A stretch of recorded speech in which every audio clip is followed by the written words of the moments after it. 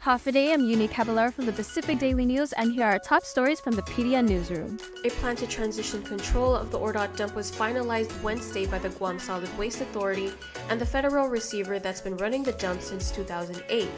Provided the federal court accepts the plan, Gov Guam will be one step closer to getting back control of the environmentally hazardous dump site. The transition plan is due to the District Court of Guam Chief Judge Francis Taidinko Gatewood on Thursday. Finishing the plan is one of the last boxes that needs to be checked off before Guam can be handed back Ordot.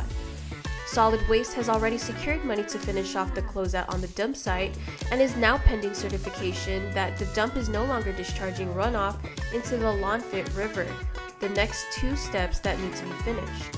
Members of the Solid Waste Board quickly approved the transition plan during the special board meeting on Wednesday, despite several months of back and forth between GSWA and the federal receiver Gershman, Brickner, and Bratton Inc. about how much it will take to run Ordot after the handoff. There was no disagreement in the meeting. In other news, with the blessing of the Attorney General of Guam, the signature of the governor, and the certification of funds, Guam's new chief medical examiner is already at hard work. Dr. Keng Chi Kenny Su's 3-year contract with Guam was made official on Tuesday. He will assume all duties left vacant with the departure of former CME Dr. Jeffrey Nine, who had to relocate unexpectedly. Nine stepped down and moved back to the mainland US in April for family reasons after a little over a year on the job. However, Nine was working remotely in a consulting capacity while a replacement was being found. Su accepted an offer from the Commission of Postmortem Examination in September to be the island's next chief medical examiner at an annual base salary of $350,000 plus 32.2% in benefits, which brings the total compensation to $462,700. Guam Power Authority has completed most of its plans to secure the electrical grid against rolling blackouts, load shedding, and the amount of times customers spent in the dark this year are way down, according to GPA General Manager John Benavente. People are not thinking of load shedding anymore at this point, Benavente told the Consolidated Commission of Utility this week. He said increased reliability comes as GPA has seen some of the highest power demand in the last 6 years.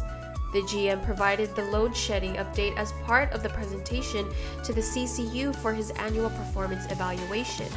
Benavente declined a pay raise from the CCU last year when customers saw hundreds of hours of load shedding a month post-Typhoon Mawar.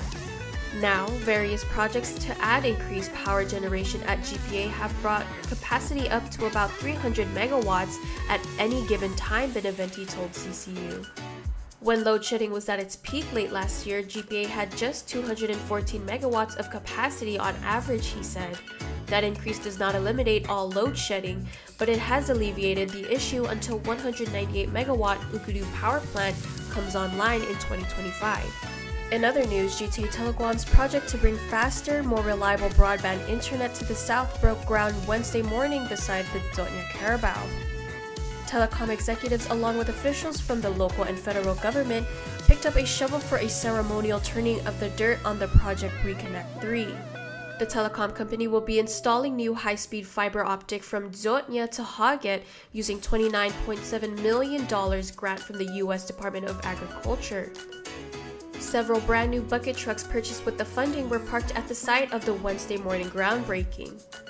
GTA will get up to 5 years to use the money, but GTA Chief Executive Officer Roland Certeza said he wants to get it done in 2 or 3 years' time. The fiber install will run in a loop from Dotnya down to Haget and back again across Cross Island Road, according to GTA COO Andrew Gale. Giga will also see new fiber near Mount Santa Rosa. For more of these stories, go to guampdn.com and follow us on social media.